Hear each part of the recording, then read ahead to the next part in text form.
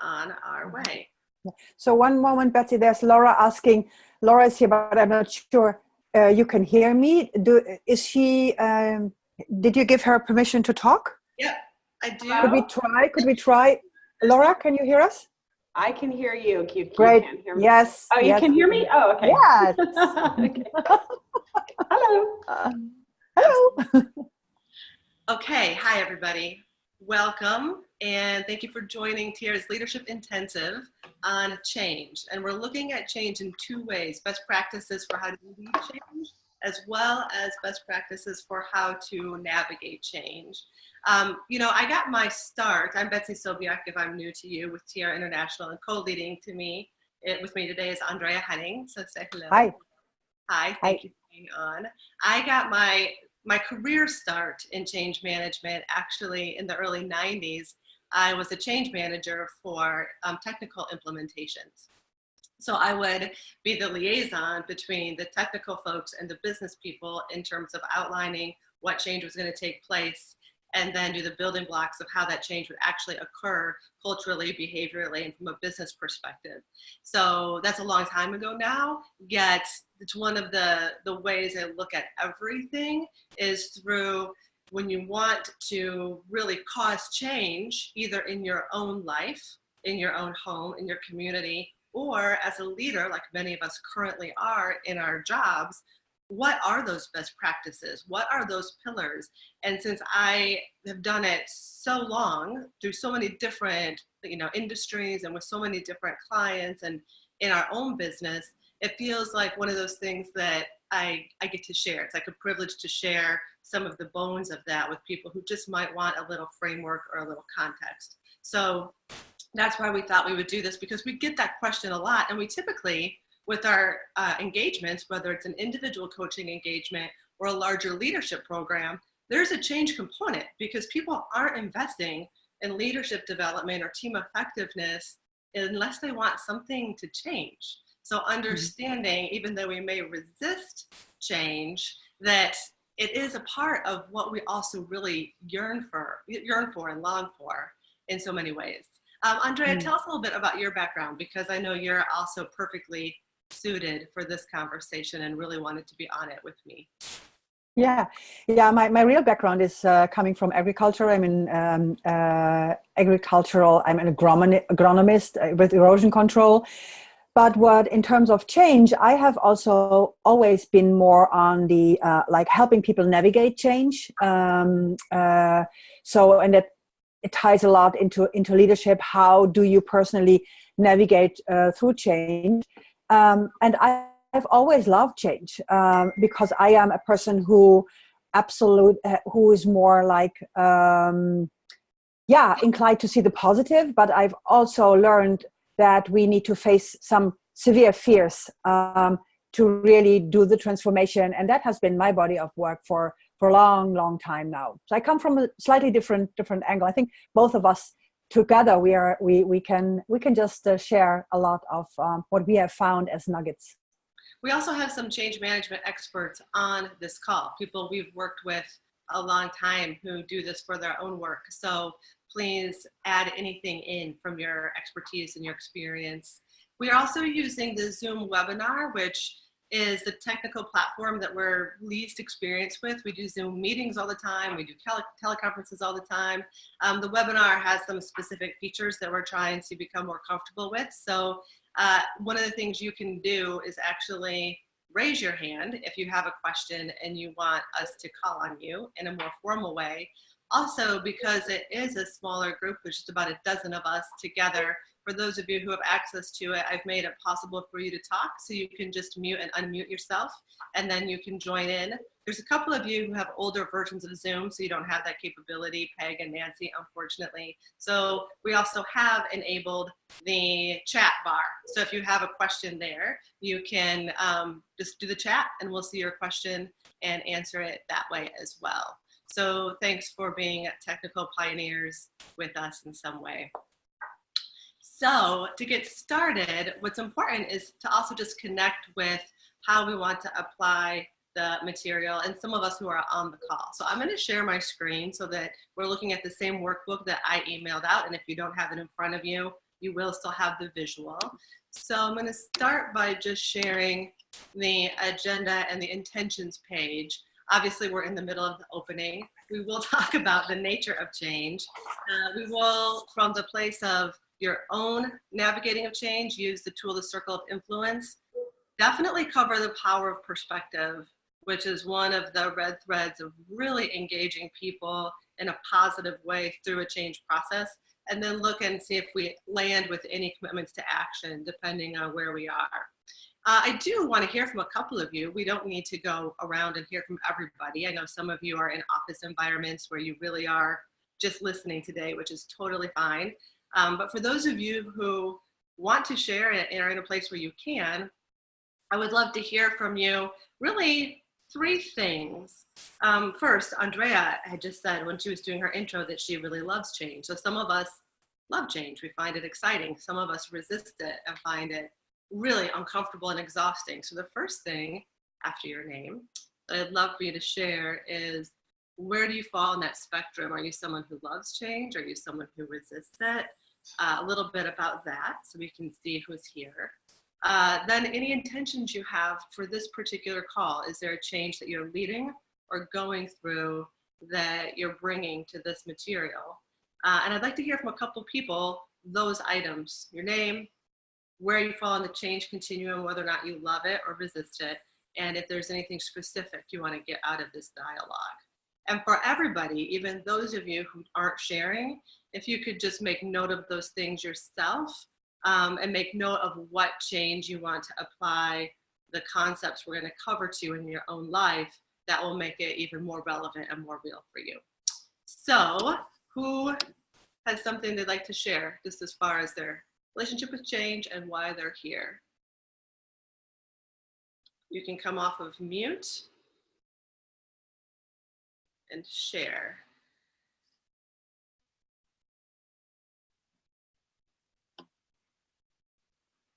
Anybody willing to share?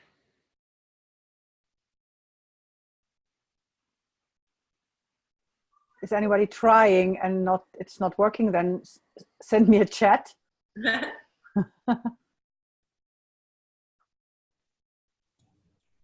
Yes, Laura. Yes.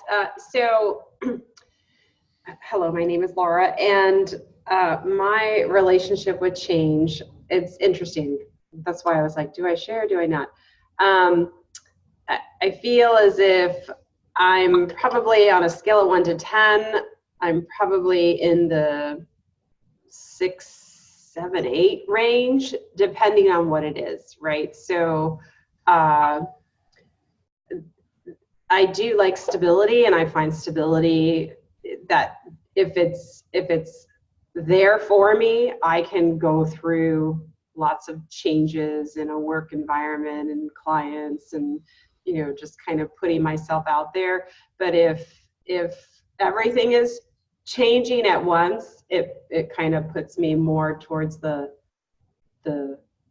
6, right? Do you see what I mean? So the 6, 7, 8. Yeah. So I'm not all out there in terms of my comfort level with change, but I think that I'm definitely on the upper end of the scale just because of how I'm living my life. Yeah. So, yeah. Of course. Thank you. Is there anything in particular you want to get out of this call, or any situations that you're going to apply this material to? I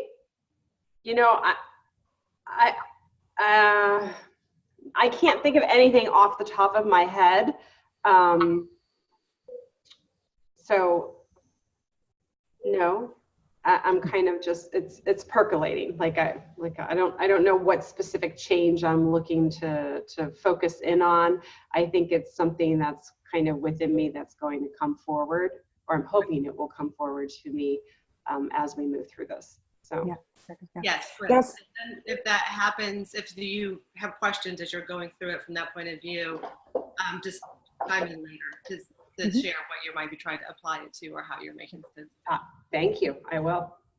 Betsy, Nancy has written a note, I write my info to you. I love the idea of change and then find myself stressed during the process. I have always felt that I don't want to get too content, but try to find ways to settle into something new. So Yeah. that's, yeah. I like that. Like we like this idea of change, or we like the idea of the future vision once we arrive there. But Mm-hmm. that whole process can be quite Mm-hmm. unsettling for sure, and for good reason. Yeah. So Yeah. let's Yeah. talk about the nature of change and get into One more, Betsy. I can talk in my office right now, but hello. That is, I don't know your first name, but it's E. Moore. I tend to resist change in my personal life because I also like the stability of something predictable. I do like it at work because I like being able to improve and change systems. Yeah. Ellen. Hi, Ellen. Thank you. Yeah. No, I'm loving the chat for these Yeah. secret shares from the cubicle. Yeah. It's a good benefit of doing it this way. Okay, Yeah. great. Awesome. Very much understood. And sometimes that is the thing. Like some people love change in their personal life, but really want a stable work environment. And some people really cause change at work and want everything at home to feel a little bit more predictable. So that makes some sense too. So wherever you are, make sure you're clear on, okay, where do I naturally fall with change? And that's just what's so. You shouldn't be different than that. We all have like our change factor and it's totally fine. And then what are your intentions? Are you like Laura, just wanting to soak in the concepts and see what you might be able to use? Are you actually leading a change? So you want to know how to use these tools with others in a particular situation? Or are you experiencing a lot of change and you're really going to be listening from that point of view? As long as you know, that's wonderful. And then just chime in with any questions along the way. The chat box is working great. Unmute yourself or raise your hand if you want to. So if we look at the nature of change here, let me go back to the workbook. We have what we call the change curve that we use and reference all the time. So Andrea, can you see that on your screen? Yeah, okay. I can. Perfect.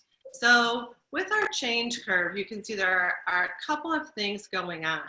You have the left-hand side here, which is the degree of motivation to change that someone might have. And across the bottom, you have the period of time that has typically passed. And then you have the fact that people along a change curve will shift from knowing, which is kind of the mental state, to doing, the physical state, and then the being, which is that intrinsic committed state. And then there is this curve that people move through really for any change. There's the contact, which is, okay, there's this point of contact, the initial message, the initial aha, that something is going to be different. Then people move to awareness, which is that knowing of what it is. Then to understanding. They can relate to what's going to happen, what the implications are for them, how things are conceptually going to change. They get the theory, the idea. Then they start to engage with it. They look at, what does this look like? Should I try something, etc. And then they can move to acceptance, commitment, and finally internalizing it and really feel like it's the new way of doing it. Now, a couple things that are fascinating about this change curve is that people will be at different places at different times. So often when we are leaders leading people through change curves, changes of any kind, we have been very much in the visioning, the scoping, the designing, the thinking about all the details, all the different impacts, all the stakeholders, well before anybody else even has this first point of contact. And so it's really important for us to know that even though we already are all the way down here, that sometimes people still need to very gently and graciously be moved along the curve. And then you'll have different people moving along the different curves at different times. I do see that I think there is a chat question here. Okay, great. And Andrea, you are managing that chat. Yes, I am. Yeah. Okay, awesome. Great. So at this point, any questions or observations about the change curve as we've described it here? Anything that is like an insight already that you're seeing, or a question that you have based on just looking at this particular model?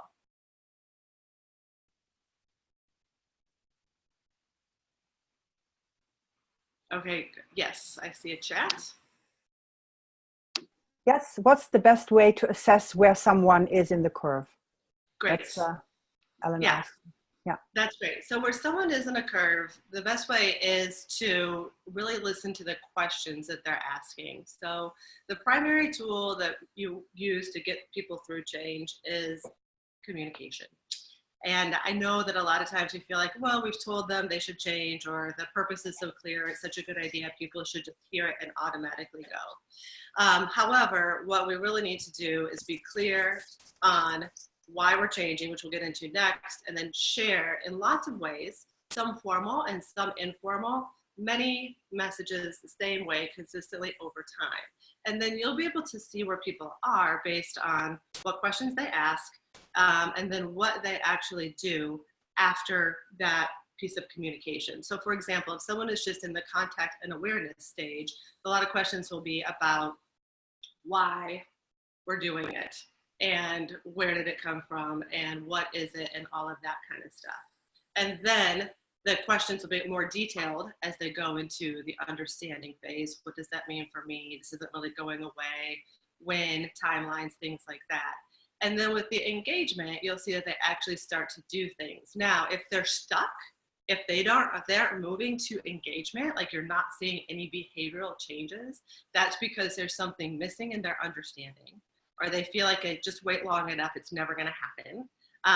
And they don't really think that they need to engage because the whole thing maybe will just go away. So in that scenario, it's looking at both what you're hearing in terms of their questions, what you're seeing in terms of their behaviors, and then putting in place a really clear system of like, and this is what's expected by when, and then it happens, or there is some attention to the fact that either you're not seeing the behaviors or there has to be a new message shared at that moment. So it's very much shepherding people through this curve, I would say. Andrea, what would you add to that? Anything? Yeah, I just put it in the chat box. Don't forget the quiet ones, the ones who don't ask questions. They have this whole internal world. And it's good to know from all the people, because everyone at a certain point needs to go into the engagement part. Right, which is also why you want to connect with people in a few ways along a complex change if you're leading the change. There can be written communications, there can be larger group things, there can be smaller team things, but one-on-one informal stop-bys, just like, how are you doing? What are you thinking? What are your questions? What have you tried? What haven't you tried? Can really go a long way to let people know that they're personally need to be invested in the change. And it just builds that trust and that relationship over time for sure. And then if needed in a more complex or larger change, even doing some of the anonymous surveying can be helpful, because it gives people a chance to ask the questions and you can decipher where they are along the curve there for sure. Yeah. Yeah. So this is a framework where, and you can also, if you're going through a change, look at where you're stuck. So maybe your organization is changing and maybe you're just in awareness phase. Then you can also be responsible for what do you need to move to understanding, what's missing that would have you really engage. And that can help you feel not like a resistor to change, but somebody who is consciously moving along the curve and being responsible for what they need to move to the next level without feeling swept away or overwhelmed in the process. So it can be used in that way too. Yeah. Okay, so then if you are looking at a particular change for yourself, there is a place here where you can also note what is the change that you're going through or that you're leading, and what phase do you feel like you're currently in, which would help you understand where you might want to get to next.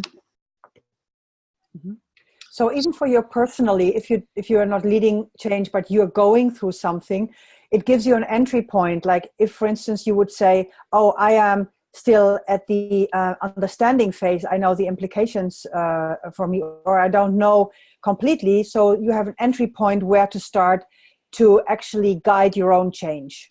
Yes, and Amy, who I just have allowed to talk as well, just chimed in on the chat that you can also go backwards, which is true as well.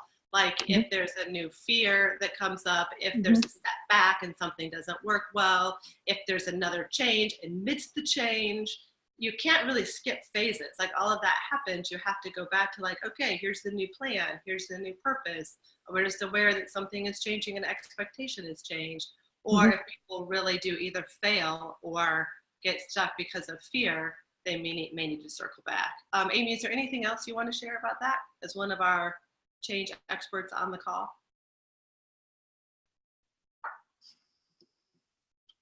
I think I allowed you to talk, but you might need to unmute yourself.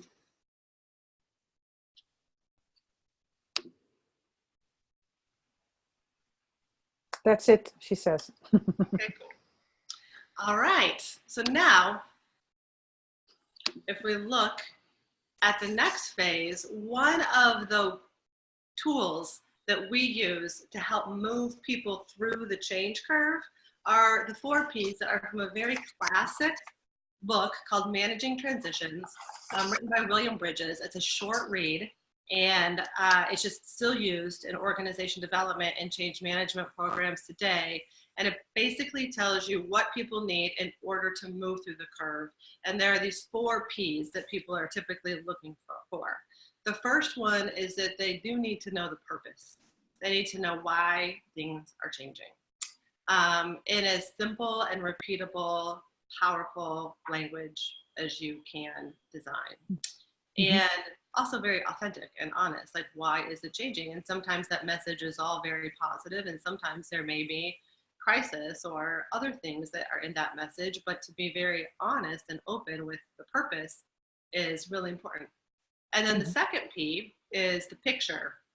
The people also need to have the vision of what it's going to look like, especially for them or their area at the end of the change, so that gives them something that they're going toward, right? So it's like, okay, here's why we're going through this. We know that change is always stressful. The purpose is greater than the benefit of just staying in our comfort zone, for sure. And here's what it will look like, painting that picture as vividly as you can. And then they would like to know the plan. So what's going to happen to get from point A to point B.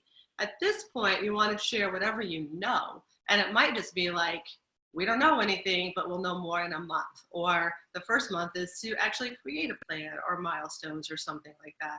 But so you don't have to have everything mapped out in total detail, especially for a longer project. But you do need to share some part of a plan that includes when you'll be getting back to them with more information. And then the last P is their part. Like, what part do they play in this change? And it could just be that they, hold tight and do their job as designed until they have more information. Or it could be they're invited to give input in small groups. Or it could be that they're actually chosen to be an expert in some way, something like that. And again, it doesn't matter what it is, but just giving some language to, here's what we expect from you during this next phase, gives people that little bit of a comfort zone of like, oh, okay, great. So again, if people are not moving along the change curve, often one of these things is missing. Either they don't agree with or think the purpose is motivating enough. They don't see the picture of the future and they just want to stay doing the things they know to do. They don't really know the plan, and so they're just like waiting to somebody to tell them precisely what's expected of them, action-wise or behaviorally between now and next time. So this is it's a bit of a simple model, but it's a way to actually bridge that resistance and give people what they need to move forward. Any questions or feedback here on this section? No, I just said, you said it's a classic and it's simple, but there are a couple of very classic, very simple, very brilliant parts that will, I think, do the trick forever. And this also, especially, is a way to have the right dialogue in a structured way where everybody can weigh in. And especially when you come to the part of what is my part in there, the safe space where they can actually feel, what is expected from me, and also face their own fears that they might not have a part or that they might not be up to their own part. So what is expected from me? Because at the end of the day, everyone is secretly looking for what does it mean for me. That's the human, that you need to face always that part, that everyone is looking for what does that mean for me. Exactly. And I also feel like that these 4 Ps are really great to remember in your communication strategy. So whether you're communicating to your family because you're making a big move, or whether you're communicating to a complex organization, communicating consistently throughout the process is so crucial. And a lot of times we want to not communicate till we have everything sorted out, or we're feeling more confident ourselves. But we all know that the space of no communication is the place where stories get made up that aren't usually the most positive or the most true. So giving people something along the whole process is really, really essential. And this helps whoever is designing the communications to remember, okay, so people need to know what's the purpose, what's the picture, and even if it's different versions of the same thing over time, so it doesn't feel just like redundant or cut and paste, it still needs to be addressed in some way all along the curve. Why are we doing this? What's it gonna look like? What's the plan for the next phase? And what do you expect from me? And then that just gives a nice structure to people's expectations. Yes. Other thoughts, questions, anybody? I know there's some chatting going on, which is great. Anybody else have something particular they want to ask? Nancy says something here. I think there can be a big drop off between the picture and how to get there. That's where I get impatient, and I expect others to as well. Yeah, so that is awesome. So especially if we're in the place where we're leading change and we see the vision, right, to break it down into like what is really the actionable next steps that would lead to that bigger vision without necessarily making it so complicated that people can't follow it, is really, really important. And it's a bit of an art form to be like, okay, if we're going here, here's what people can do first, second, third, and here's by when we want them to do it, and here's what they need to know to take that action, and then here's how we would get back together at that time frame to celebrate that milestone, and then move on to the next thing. A lot of times those of us leading change also almost communicate too much detail and make it too complicated because we're so excited about all the different moving parts, and that can also be a place to shut people down. So knowing where people are, did they just hear about this? Or are you actually trying to move them to engagement? Or now are you trying to reward this intrinsic commitment is important. The consistent key messages that include the 4 Ps over time, and then breaking down those 4 Ps into what's necessary for the next milestone can really, really be helpful. Great point.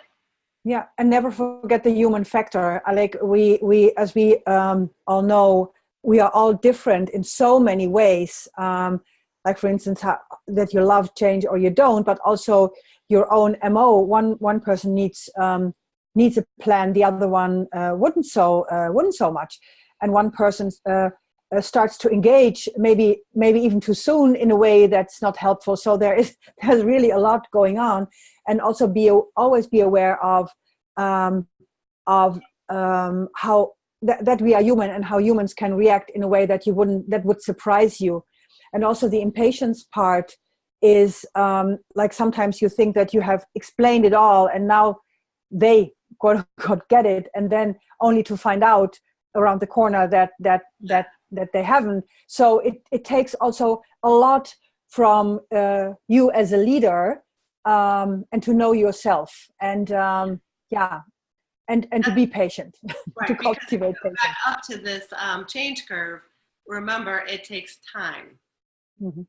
And so our job as leaders, or even when we're leading ourselves through a change, is to keep increasing our degree of motivation toward the future vision and be patient over the time that it takes to close the gap between the idea and the picture, and then it really being like the new way. So that is really, really great. And then after the 4 Ps, there's a little place that if you're applying this to a current change situation, you can capture the 4 Ps for your change. What's the purpose, the picture, the plan, the part. And if there's something missing, you can be like, oh, there's something missing. Where do I find that out? Is it something that I can generate myself? Is there someone else who I would need to ask if it's a change happening in my company? But getting the answer to those 4 Ps. It's also a great way for you to ask questions if you're like in the middle and there's a change happening in your organization or around you, and then you have to communicate it to people, on your team or that you're responsible for. finding out those 4 P's can help you be more responsible about how to effectively communicate, even if the folks who are leading the change don't always know. You can find that out for your folks, turn around and share that with them. Any other thoughts, questions about that? Experiences? Okay, so this is something we've all experienced, which is that the nature of change is stressful. This particular model comes from Allison, who I do also believe is on our call right now. And so Allison, feel free to jump in here if you want, unmute yourself a little bit. And basically whenever there's something that's balanced and is going well and feels like awesome, which we know is kind of a small phase of time, so we should really, really appreciate it when we're in that balanced phase. Then, right, exactly. Then something can come in from that outside, and no matter what it is, whether it's a big shocking change, like you were just told that you've been let go or downsized, or whether it's a planned change, like if there's an exciting merger happening or leader coming or whatever, it's still going to activate the stress response. So Allison, I hear you. You want to do this while you're on the call? I'm here. Yeah. Great. Well, I mean, I think that the key thing is just remembering is that this system that we've got here on this sheet here, that's hardwired into you. And I think sometimes we carry a little bit of a piece of shame, like I shouldn't be getting so stressed out, which is kind of funny when you think about it, because that system has been hardwired into us long before we were born, like into our species and really into all animals. And recognizing, I think, being able to really acknowledge, a change is a process, and having the physiological experience of stress, stressful thoughts, stressful emotions, sensations moving in my body are part of the process, and how we can allow that to be okay. And it's also a signal to us that we really, really need to find ways to attend to our nervous system that's gotten triggered, and that to remember that the other side of the coin of this stress response system we have is that we also have wired into us another part of the nervous system, which is it's the parasympathetic nervous system. It's the rest, renew, heal side of the nervous system. It's one of the reasons in Tiara we've been such advocates of nourishing practices, that, being leaders and being up to the kind of stuff that the people on this call are up to, we're naturally going to have experiences that our system finds stressful. So we have to be very, very deliberate when we're going through a period, particularly of change, to recognize, what do I need to take care of my nervous system so that I can bring the best I can and lead to the best of my ability, given that my fight or flight response system is very likely to be going off. And when you say take care of your nervous system, what do you mean? Like, what's an example of how either you do that or you encourage your clients or the people going through changes to do that? Well, there's probably lots of ways, and I think everyone has to tune into themselves to discover what that is. But what I fundamentally am talking about is 2 things. One is recognizing that when your body releases adrenaline and cortisol, that the purpose of the adrenaline is to get you to fight or flee. And so when stress occurs, the body is expecting to move with vigor. So I think for a lot of us, the simplest thing we can do is get some exercise and recognize that we need to complete the stress cycle as it's intended. And when we're just sitting behind a desk, all day, we're not really actually completing the stress cycle. And so one of the ways you can kind of burn off some of those stress hormones is to get out and walk briskly, go up and down a flight of stairs, whatever you need to do. So I think some kind of movement with vigor can make a huge difference. I think for everyone to also think about, what do I find elicits more of a relaxation response? What connects me back to myself? What helps me get that feeling of like, and by the way, that could be it. It could be throughout the day that you actually do that, where you go, because it helps release some of that what's been built up in the system. So I think everyone can figure out what that for them is. Is it listening to music? Is it yoga? What are the things, not as a chore, not as like a thing on your to-do list, but really as a way of recognizing I'm a leader. And part of leading really is recognizing that, being more conscientious of when I'm moving away from homeostasis and how do I bring myself back throughout the day. That I think is really, really fascinating. So I just want to highlight it, which is a couple things. But first and foremost, change is stressful. So yes, things change all the time. So our systems are going to be stressed, and people are going to be stressed as part of the process. So there's nothing we can do, even as leaders or change managers, to not make it somewhat stressful. So that is just part of that acceptance that that's so and part of the process, and not make ourselves wrong or other people wrong when there's some stress involved in the change process. And then this thing that you said about we need to complete this cycle of stress, so that you have to actually get up and move or complete the whole thing. I don't feel like that's hardly ever done in a work environment. I think if you've experienced the stress and then you try to absorb it and rationalize it and move on, but the completing the cycle by getting up and moving, taking a deep breath, coming back down from it, and then re-engaging, I think that's a really interesting thing to remember, is that if you get that shock of stress, you need to go through the whole cycle and then re-engage. Yes, exactly. And I think at the core of it is stepping outside of this weird belief. It's like a virus that's spread through humanity, that as a leader, we shouldn't be getting stressed out. We shouldn't be getting triggered. Of course you are, right, all day long, right. And then that gives you permission to do something about it, whether that's deep breathing or get up and moving or, by the way, I think one of the things underutilized forms of stress relief is crying. People don't let themselves cry. Yeah. I think that's a really important, to let ourselves cry, to grieve, to be sad, and to hold ourselves with tenderness. That being a leader is really challenging. And then when we add change on top of that, wow. Right. And even if there are environments in which you wouldn't want to openly cry or break down, I do think knowing that that's part of perhaps your process in the right time and the right place is really important to know. It does just that emotion is detoxifying, and if that's your way of recalibrating, then that needs to be worked in somehow.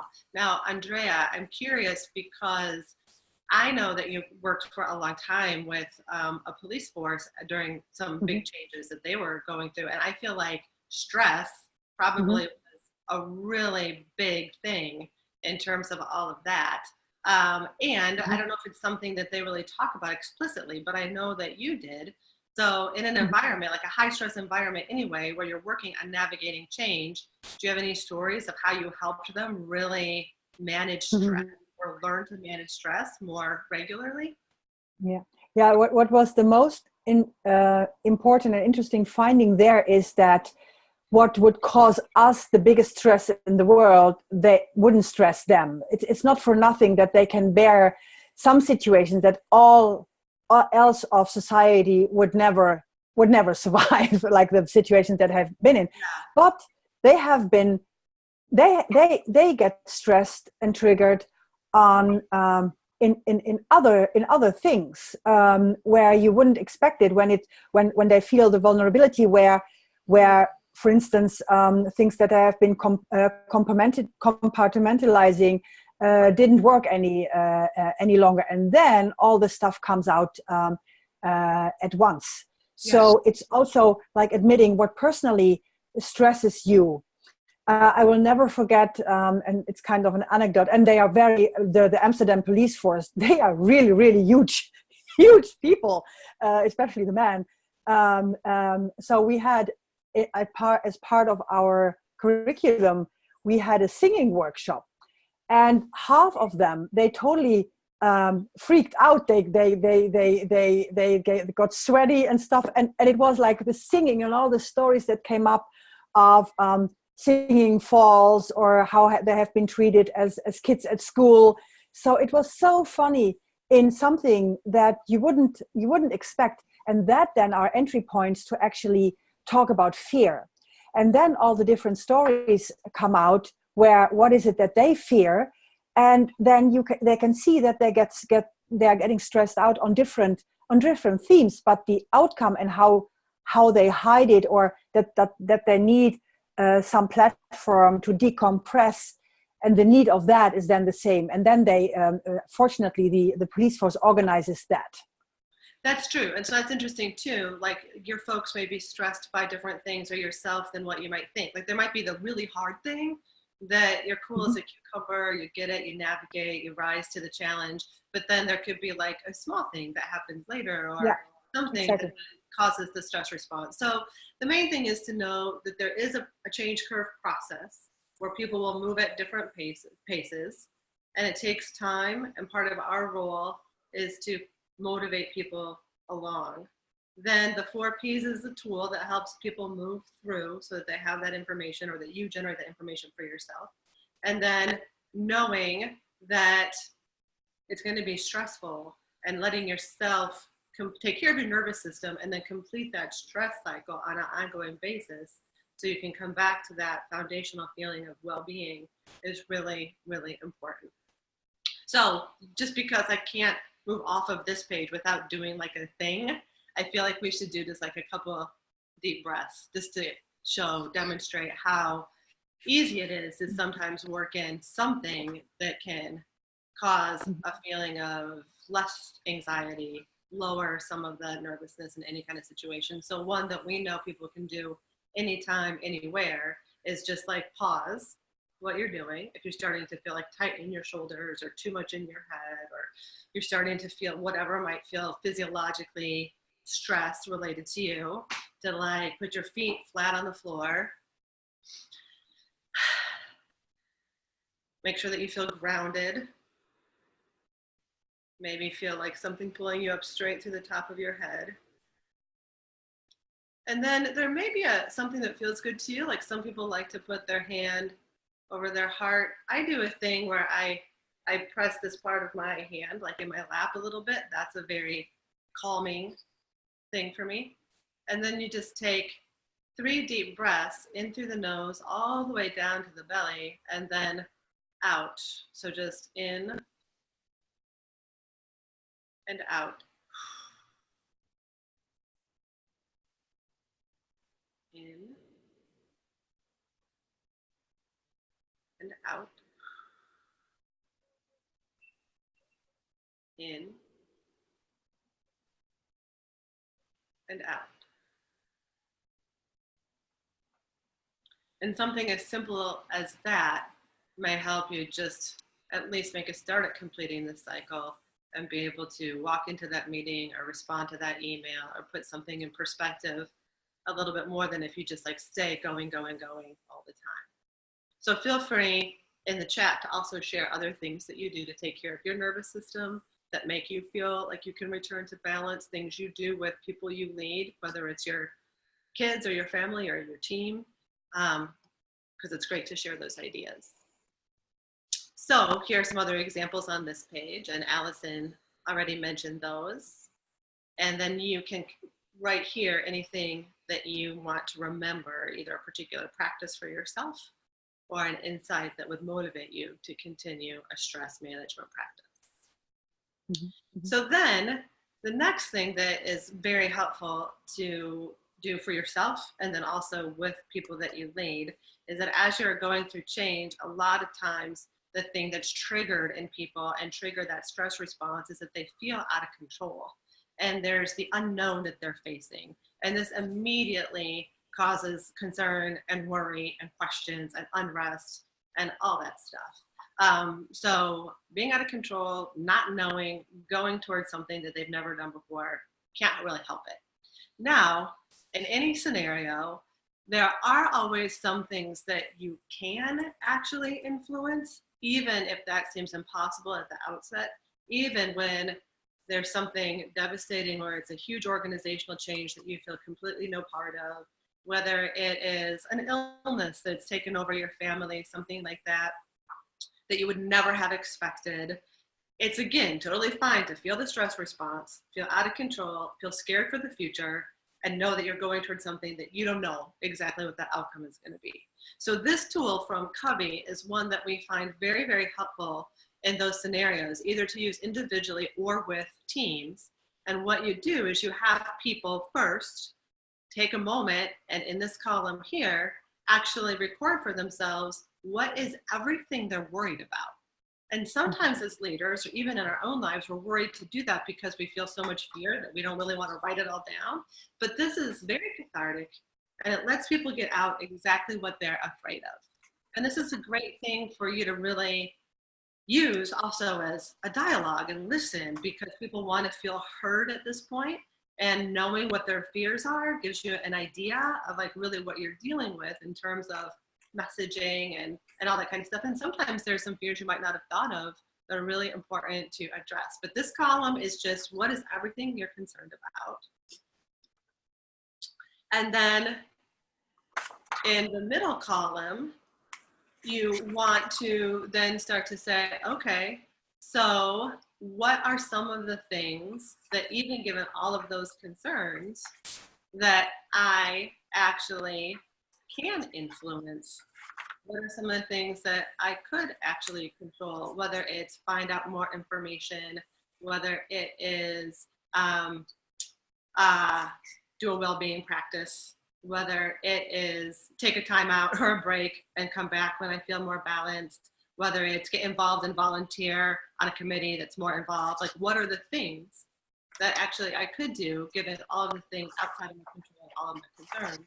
And then the third column is like an actual place to choose and say, this is the thing that I would do that actually makes me feel like I'm expanding my circle of influence and I'm not just at the mercy of the change. And leading yourself and someone or a team or a group or someone else through this process helps them feel empowered and focused, even amid circumstances they can't control or never would have chosen. Andrea, what else would you say about this exercise? I know you have used it for years as well. Yeah, what I really love is the notion that at the end of the day, and of course people need to make that turn by themselves, that they have influence in how they approach the situation.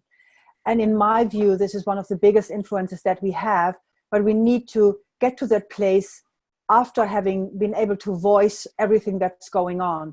So the circle of influence, the thing that you really always can influence is how, so this is happening, so now I have a choice. How do I want to handle that? How do I want to approach that? And then that's, I love that part. No one can take that part away from me. No one can ever. You always have some choice about how you're going to approach the conversation, what you're going to do to take care of yourself, how you're going to interact with others, what conversations you're going to have. So it can take a while to get there. Yeah, having people focus on what they can do, what they can influence, just decreases the anxiety and the stress so much, because they're not overwhelmed by the big ball of concern and circumstances that are outside of their control. Yeah, for sure. And then the other thing we want to talk about now. So talked about the nature of change. Got to move people through. They're going to be all over the place. Talked about the 4 P's as a paddle to get people through the change. Yes, it's stressful, but even in the most stressful situation, you can give people a place to feel empowered using that sphere of influence. Now at this point is when we really want to remind people how important it is then, once you realize like, okay, I do have control over how I approach the situation or who I am during the change process, to be conscious and make a choice about their point of view or their perspective. So on this page, we have these 6 boxes. We use them in a lot of ways at Tiara to remind people about the power of beliefs, paradigms, and points of view. And here they're really important because, like I said at the very beginning, a lot of times a change process instigates a rumor mill like you've never experienced before. Like when a change is kicked off or something happens, like immediately the stories start to be created, even in our own minds, right? If we're the one experiencing a change or there's something happening in our lives. And for some reason, most of those like reactive stories are not so good. They're not the positive ones. They're not necessarily whatever. And they're not even necessarily true. I mean, they may have a grain of truth in them, but they're not really that true. So if you think about like a change being kicked off, or say you do get bad news, like you're downsized or something like that, you can just see immediately a lot of fear-ridden points of view that can be kicked off, which are totally normal. It could be like not fair. It could be confusing. Could be I don't agree with the purpose. It could be I'm in shock. I don't deserve this. It could be anything. I'm too old. Like whatever. But there's a rush of things in that are more fear-based and more anxious, and maybe based a little bit in a grain of truth, but are really more of a story, right? And so then when a story starts to get told here at this first box, then they start to lead to things you either do or don't do based on that story. So it could be more gossiping as opposed to finding out the truth. It could be I'm getting really angry because you have made up a story about why they're doing the change or why they did this to you without finding out exactly what happened. But a reactive fear-based point of view often creates behaviors and actions that exacerbate the stress and the tension and aren't necessarily in line with even the truth of the scenario. And then that can create results that then really make it even more stressful, whether it's prolonging the change curve, whether it's having someone else's energy also plummet, whether it is starting to do things that sort of sabotage your own progress throughout the change or others' progress throughout the change. And it just is a downward spiral. So once you have realized that you've had a stress response, you try to complete that cycle, you realize you can navigate how you approach it. It's very important that you and then the people that you are around acknowledge all of that stress, acknowledge all of those fears, but then choose the point of view that you're going to hold through the change process. So for example, even though it might be scary and you might not know the future and you might not, might be second guessing how it's all going to turn out, you can choose a mindset of something like, well, I trust everyone's doing the best that they can. Or I know I always make the most of every new opportunity. Or I'm going to be a positive force for my team. Or I'm going to get to the heart of the matter every step of the way. But something that is also true and that you believe in your heart. So you don't want to just make up something, that feels too optimistic or not grounded in reality. It has to feel true. But then that is the thing that you keep going back to in order to drive your inspired actions, in order to then move toward an outcome that's positive, either for your own self or for the people that you're representing. Because that positive mindset will then elicit the actions like find out information, ask questions, maybe get your resume together if that's a thing, but you're doing it not from a place of being angry and fearful, but like, oh, I'm going to be, taking care of myself, but I also am going to, have patience for the process or something like that. So I know that this is a bit of and then that will lead toward an outcome either in the change process or in your own life that then is in line with a future direction that you really feel proud of going. And then you can be a positive force for the people around you while they're also feeling uneasy and unrest. So the main science behind the 6 boxes is there are a lot of studies that we've all, experienced, whether a personal experience or we started to read about them in business magazines, that the point of view does lead to what you will and won't do, which does lead to outcomes that either are aligned with your goals or not. So choosing a point of view that points you in the direction you want to go and represents who you want to be to people around you during a change is very essential. This is a quick overview. So this would be a place where if you are actually going through a change and you're struggling because you've not used this concept before, reach out to myself or Andrea individually. Our email addresses are going to be on the recording when we send it out. And they're also on the workbook. You have the workbook so that we can work through this with you because we find it to be really empowering and quite transformational, because all of life is change.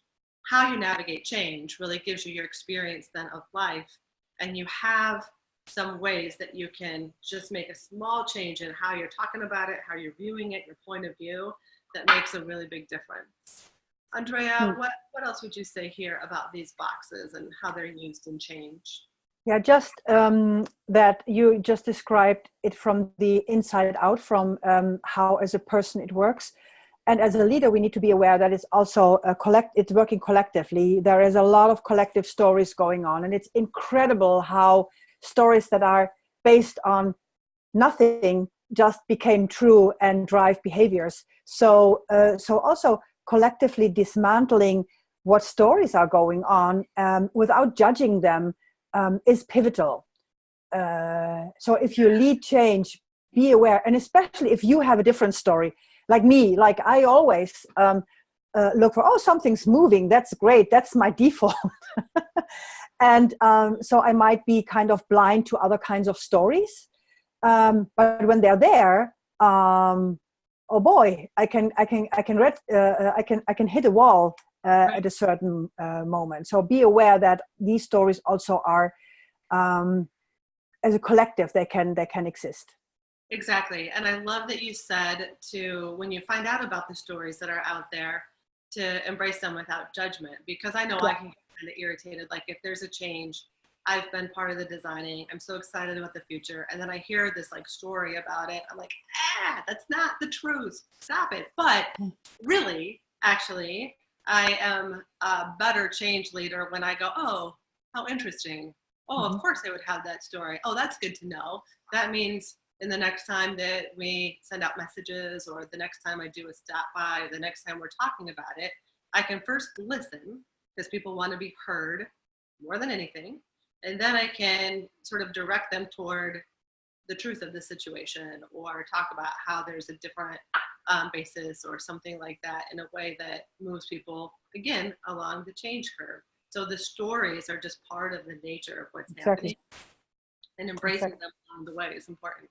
Exactly. And don't try to be in front of all the stories, because you will totally dilute your communication. Yes. You better communicate, and then you be open to the stories and you address them where they are.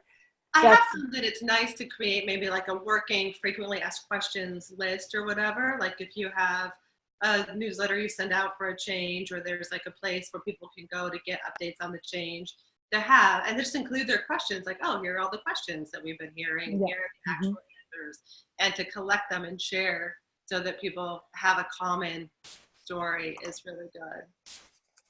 Now, this next set of tools also has to do with the point of view.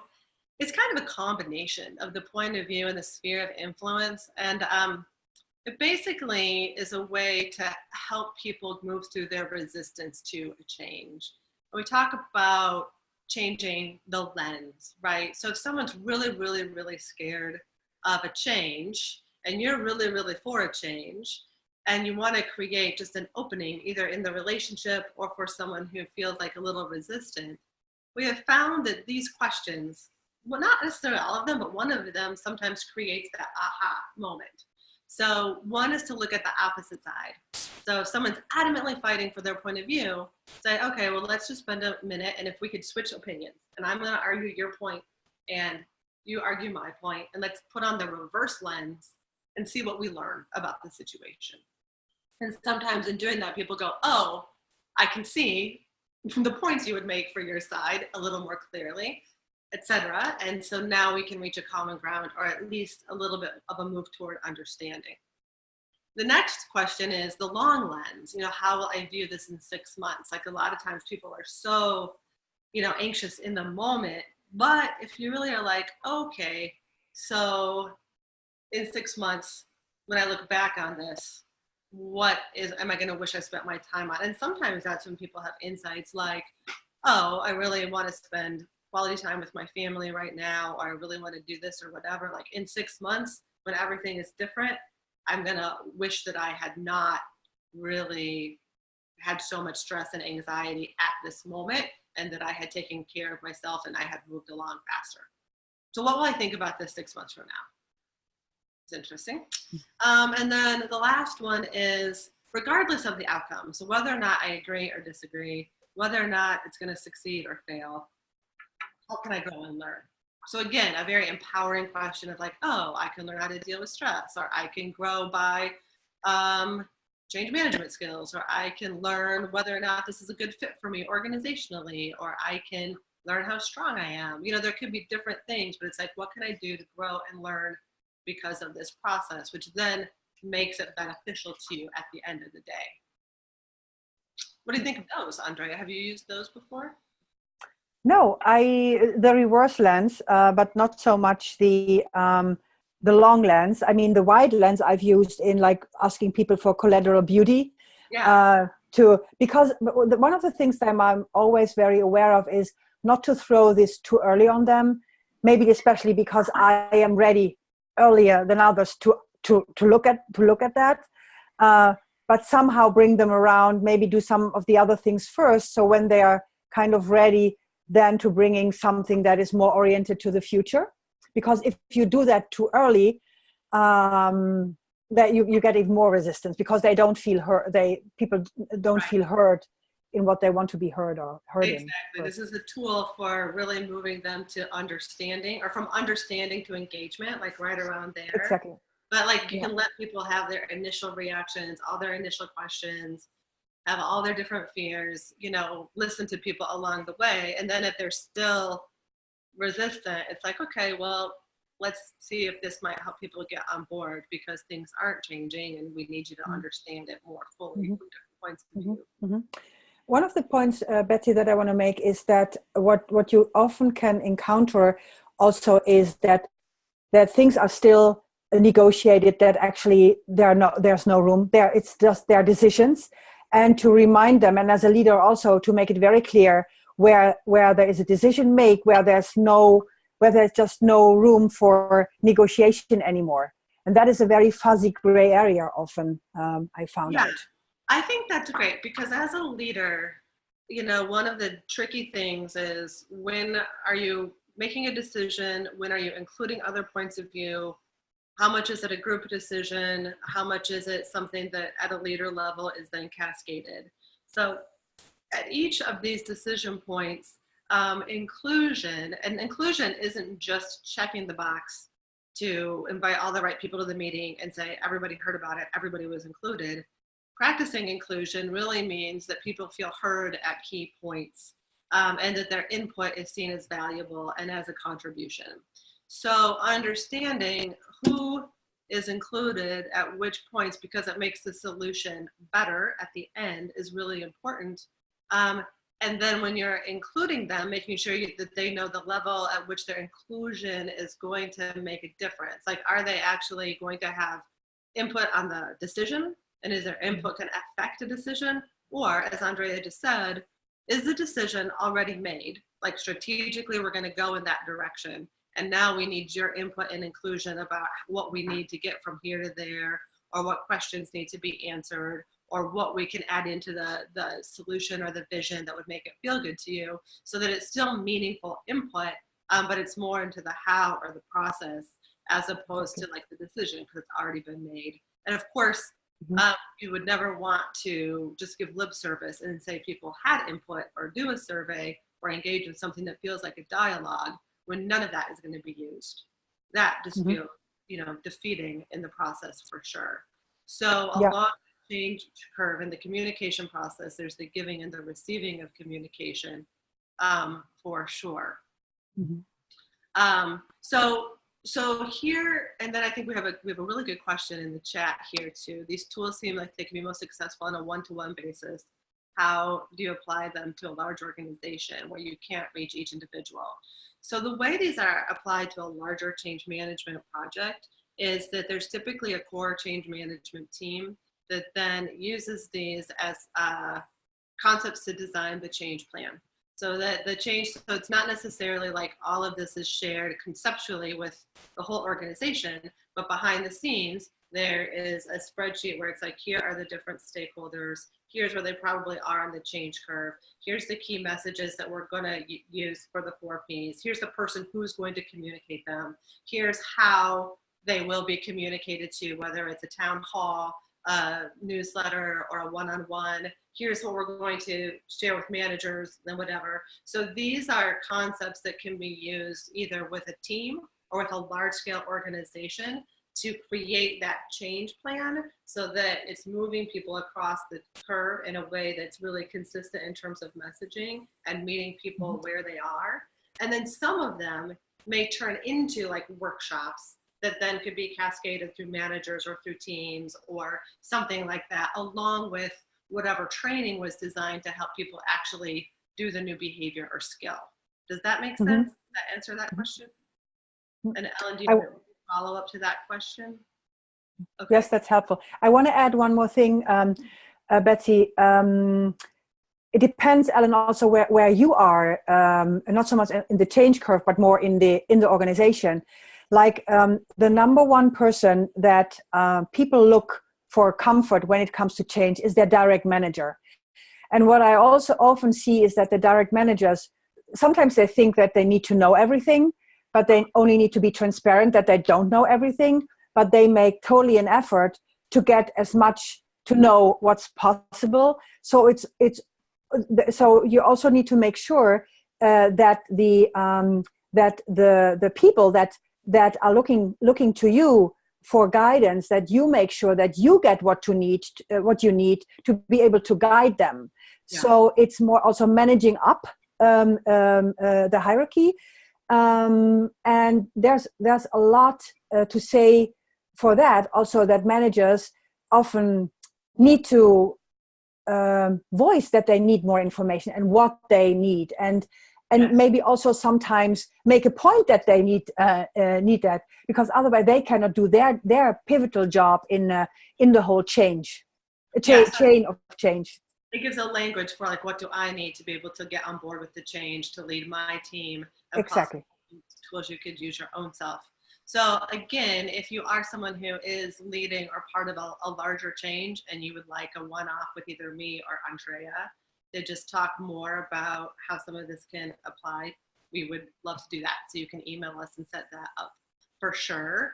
And I also want to mention that, of course, there are whole graduate programs on change management and organization development. So this is just a slice of some concepts and tools that we feel like we find ourselves using repeatedly, either with clients going through change or clients leading change, or ourselves when we're in that role of being one of the shepherds navigating people through a change. So the change curve, this is just a little overview. And if you have insights or application here, you can make notes yourself. And if you have any questions, put them in the chat now so we can try to address them as we're closing here. The change curves remind you of the nature of change. People might be in different places. They need motivation to move through it, and it does take time. The 4 Ps is a tool to help yourself and others move. Stress awareness and management needs to be integrated into the change process, not like fingers crossed it won't happen, because it will. So how do you integrate stress awareness and management throughout? And then how do you give people a place of power to stand even when things are in flux, so that they feel like they know the part they can play, the sphere of influence that they can control, the point of view that feels powerful for themselves and authentic as they move through, and remove some of the resistance between understanding and then really engaging toward the change. So that's the ground we covered today. And we appreciate everyone being on the call. Are there any outstanding either questions or pieces of advice from some of the other experts on the call? This was great. Thanks, Nancy says. Awesome. Andrea, how about you? Any final words? Thank you. I would just say, go out there and try one. Try it on yourself. And come back to us with any questions. Awesome. All right. Thank you all for being here. And reach out if you have anything in particular. Do ask myself and Andrea, and you'll get this recording for reference as well by the end of the day tomorrow that you can use and refer to in the future. So thank you. Bye. Bye.